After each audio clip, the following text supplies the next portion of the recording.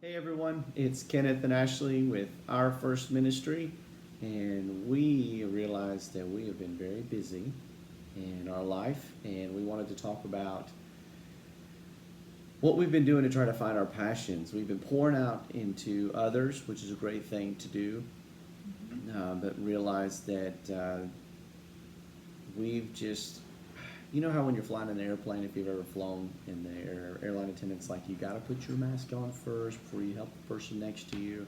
And we might have been helping the person next to us without putting the mask and oxygen, and it's needed so you can think. And we started to suffocate. Right. And so we thought it would be a good idea to come on and talk to you all and encourage you and just share kind of where we're at in that process of finding our passions again, the things that are important to us. And it's been a journey. Mm-hmm. It's been a journey. And where did it start, though? I think I asked you a question.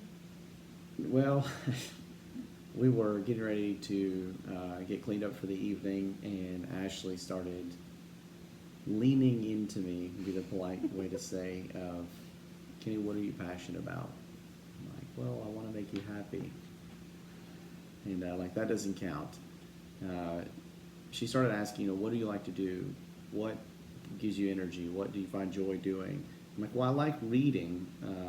But little side note, it's hard to find time to read with all that's going on. I literally carry my books around, and every now and then, like, there's a sliver of time, and I like pull it out and I'll read a couple sentences, and I feel good about myself, and I learn a lot that way. But she's like, why? And started pushing. What do you like doing? Some people like to work with their hands on wood. Some people have hobbies. I play the guitar, but I don't. You're not passionate about it. Passionate in a way, right? I mean, I enjoy sitting down and playing a couple songs, but I'm not going to do it for a really, really long time.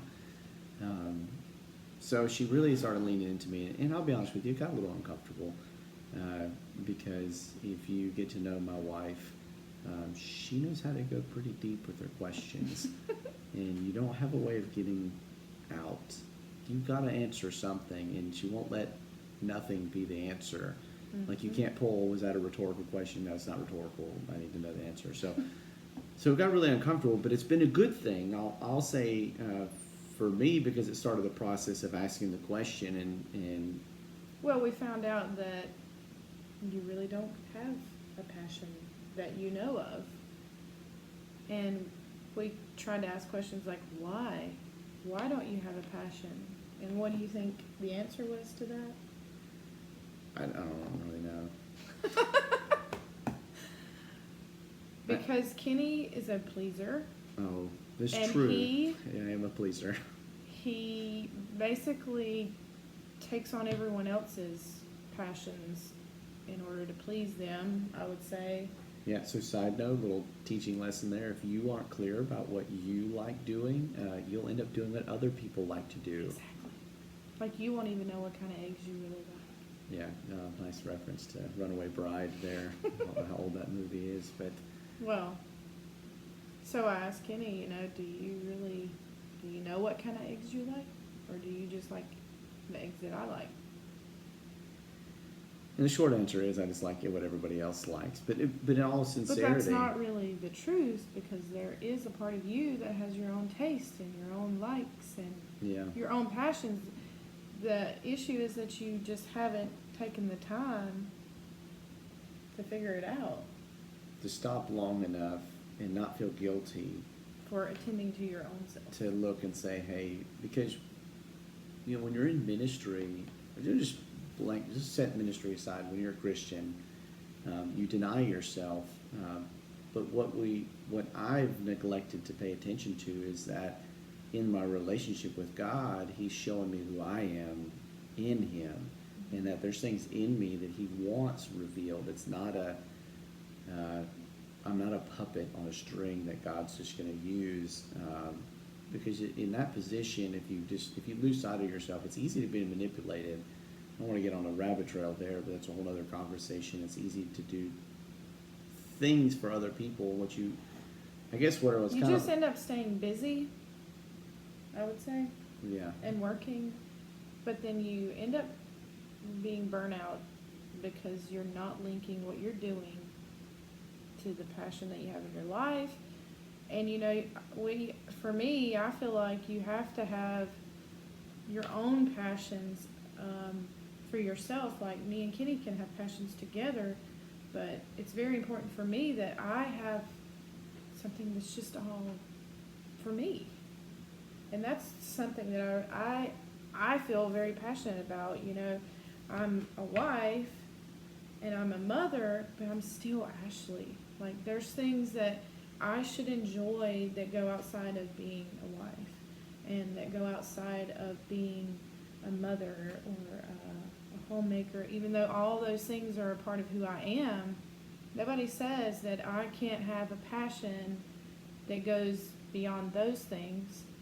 And there may be some people that is their passion, and that's totally fine, but not everyone falls into that category. Because I feel like for me, I have a longing for something that He's put a longing in me, and now I'm really trying to pursue and find out, what is this longing about? Like, God, what have you given in my hands? What gifts have you given me that I can excel in and use in my family, in ministry, in the world, that at the end of my life, I'm going to look back and say, I really walked in my calling, and I walked in my passion, and I am fully fulfilled, and I have no regrets. And I think that was the basis of how the conversation came up, because I asked Kenny, I don't even know if I said thing, but what thing or duty, or I guess I'm losing the right word, but when you look back at the end of your days at all that you've done, what is the very thing that you think that if you did that, you had that, you possessed that would mean that your life was fulfilled and that you would be happy and that you would not have any regrets? And what is that thing? Do you have any idea? And I think that neither one of us have really tried to sit down and figure that out, because we're so busy. We're so busy being a wife, being a husband, being a mom, being a homemaker, being the breadwinner, doing his thing at work, and then our formal ministry. So, that's really what spurred the conversation. What did you say? Right, and I'll be like, I don't want to have a midlife crisis, and I'm declaring I don't want to wake up one day and go, I've been living everybody else's dreams. I'm going to go blow whatever's in the bank account and drive a really fast car. I don't even know what my midlife crisis would be, quite honestly. Like, I feel how disconnected I've been with myself, because I wouldn't get a fast car. I don't really care about cars. What would you get? I don't. Probably a moped or a Mini Cooper or something. I don't. Moped. Probably I want a moped. And wow, you are living on the edge. I mean, 25 miles an hour down the side of the road. Oh, man. It would be pretty I fun. think yours would be like, you would just let all your hair grow out and you would look like Moses, and you just... I might have to actually just do that anyways. Anyways, that's another conversation. I don't have to wait for my midlife to do that. But we don't want to get to a point and go, what have I been doing with my life? God's I know I'm gonna live forever. I know I'm gonna live with Christ because He's already in me, and we're cultivating that relationship. So I have no questions about that at all. But this life right now, we're here for more than just stuff and just kind of losing touch. Even in ministry, you could be just going through the motions and get disconnected, and trying to feel our way through that. So this has been a really exciting journey. I think it's even getting us into some exciting things about ourselves that we still don't have answers for, but I know we definitely want to share a little bit about what we've been revealed. I did share this with Ashley when she kind of started probing me, and I'm really glad she did, however many weeks back it's been, is that I remember praying before we moved into the house. The floors weren't done yet, and I remember I laid down, I was praying to God, and he showed me the last thing that I was really passionate about, and it was, I'm not doing this for kudos, but it was Ashley. I know that I want to be a good husband for my wife, not to get kudos for being a good husband, to see my wife grow. That's not going to change, but pursuing after her to marry her was the last thing I remember pursuing really after. Now, the pursuit after marriage could be better in terms of growing. I think we've come a long ways recently, but once you get married, it doesn't end. That's another video for another time. But I remember seeing her come down the aisle, and I can't think of anything else I wanted more. And that, that emotion's still very real. And then having a really good family like that. Safety is a big deal. That's another video with the kids and with the family. So those things I'm very driven to the point of laying down my life for. But what I started doing is when I actually started asking, it's like, I know I like to play basketball. I'm not going to go to the NBA anytime soon. I'm just a little bit under the height limit and way under the talent limit. But I started going to the gym and playing basketball, and I really enjoyed doing that. And so in that, I did come to a revelation, because anytime you ask God something, like, He's going to respond. When you start asking questions, it's amazing how everything starts lining up if you're paying attention, because you're seeking. The Bible says, if you seek, you shall find. Mm-hmm. And so I started asking the question, and I got an answer around one area that I wasn't quite expecting. I remember I shared it with Ashley, and essentially, I am really passionate about sharing knowledge. I'm not the most knowledgeable guy in the whole wide world, but whatever I do learn, I get really excited about, and I want to share it with everybody because I want them, and it goes deeper than just sharing knowledge. It sounds really good, but I know what it's like to feel stupid. I know what it's like to feel like I'm inadequate or less than. And I remember there's points that goes back, I guess, deep back into my past, experiences. Knowing what that life feels terrible. And then on top of that, to find out, like, after you feel less than, or like, man, I should have known that, and you're made to feel like, well, of course you should have known that, so you feel terrible. To find out that people around you actually had the knowledge and just they weren't mindful enough or willing to share it, really rubs me. Like, and so when I get information that I think is valuable, I want to share it. Because I don't want people around me to miss out or feel less than or feel inadequate, and I don't want to ever be that person who hoards knowledge. And so that came to me while I was playing basketball. Really excited about that. What is that going to cultivate into? I don't know. I guess I'm going to keep sharing the information with more of a passion around that. But that's been one of my takeaways in this journey that we've been on here recently. Mm-hmm. Yep, so this is kind of where we're at.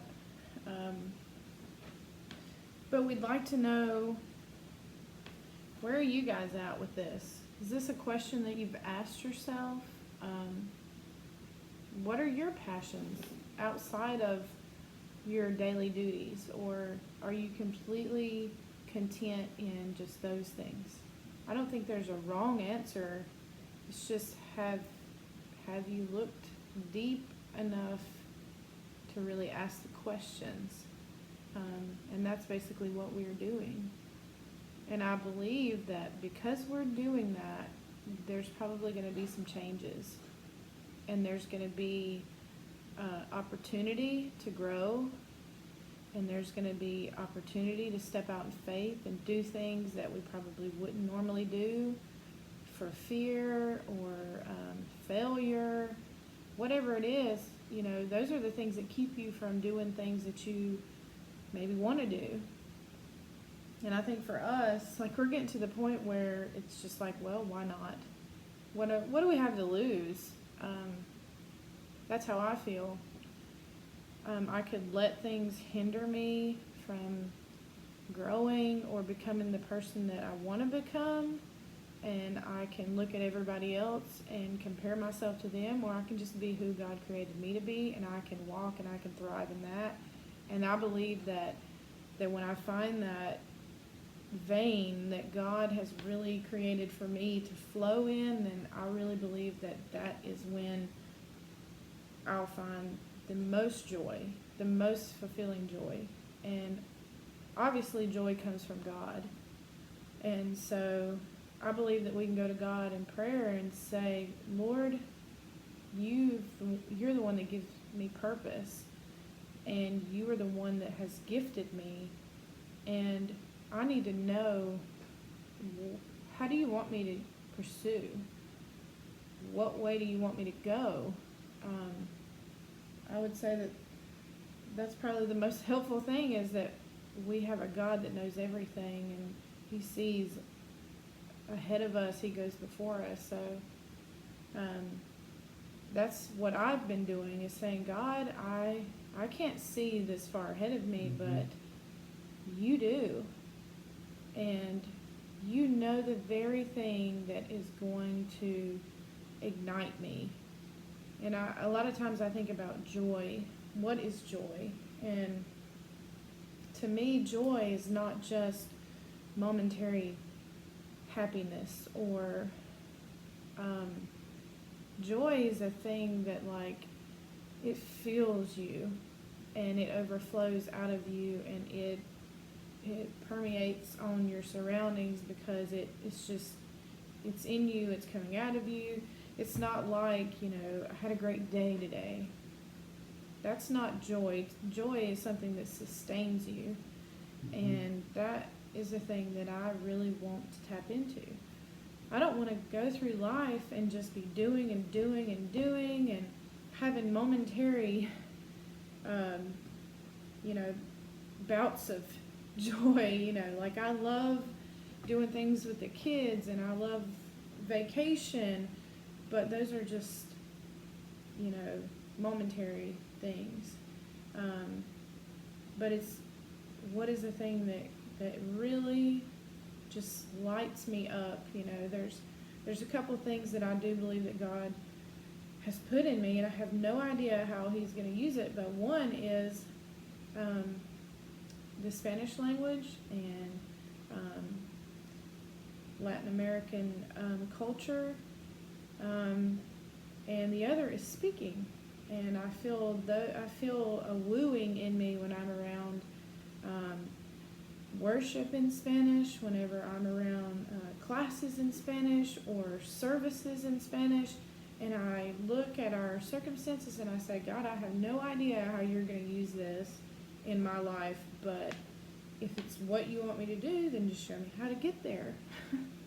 And speaking is another thing, and I don't want to be a speaker. I tell him all the time, I don't want to be the face, and I don't really want to be the person on the stage, but I feel like God is going to put me in that position, and I just have to yield to it, because if it's the purpose he's given me, when I yield to it, it's gonna fit. So, anything to add to that? No, it's very good. Yeah, you said you're going to be in the vein. There's like multiple veins you're going to be in, but because you're like super talented. But it can be very intimidating and uncomfortable at times when you're leaning into this. I encourage you, don't shy away from it, because there's still lifestyles, like our kids still have to be fed, and they need our attention, the best of us, and the things that are going on around the house. Like you've got to continue in those things while you're pursuing your passions, and just hold on in the journey. Be patient with God, be patient with yourself, and believe and with those around you. Absolutely. Absolutely. But it's been fun. Like, it's exciting when things start getting unearthed and it starts coming out. And there's still a lot. Like, I almost probably have more questions now than when we started. But I'm excited where it's going to lead, because I've seen change even in Ashley. I feel Good or bad? Good changes, of course. And this is part of it. Even just talking on the videos, we both feel the need and the desire to just connect with everybody who's willing to connect with us online. We want to share our experiences and our journey, and operating as a family. Operating is a very nerdy word to use. So You're pretty nice. functioning is, I don't know, just being a family together with Christ first, and doing things and being busy. Like, I don't want to not do anything, but we just don't want to do just to do. And so, anyways, going back to the passions, like, I want our kids. Our kids are going to see the things we're passionate about. I don't want them to see us just going through the motions, because that's not going to make an impression on them. They're going to go, I don't want to do that. And I think we can all think of somebody, or maybe even our own families, at certain points in our life, we're going, I don't want to just do that because it seems like you're just going through the motions. There's no life in that. And we're kind of calling each other on the carpet on that.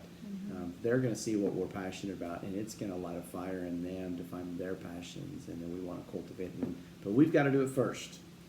And so I just encourage you, if you go on that journey, you need to lean into it, and as you're learning about yourself, share with your loved ones, those around you that you care about. It's going to be good. It's good. So we'd like to hear from you. Of course, we'd like to engage with those who are interested in hearing what me and Kenny have to talk about. We're just us. As opposed to others. But like, we want to be a part of a community who has the same mind, of thought, desires, and I know that there are other people out there like us. But we want to hear from you, and we would love for you to like and subscribe to our YouTube channel. We have a website, ourfirstministry.com. It's still in the beginning stages. Babies All have of- really slowed the process, but I thought you were calling us babies in the process. we're growing. But it's just kind of taken us a while, but we have decided that we're going to go full on ahead with it and just see how the Lord would bless it. So we're just asking that if you like any of our videos, or feel led to share it with anyone, or get the word out there to encourage them, we would love for you to do that. That'd be great. Yeah, and if you share anything on social media, hashtag Our First Ministry. I don't know if somebody owns that, but just put it out there either way. Let us know that it's something you heard, touched you, motivated you. Share that hashtag Our First Ministry, and we'll find it and like it and connect with you too. All right.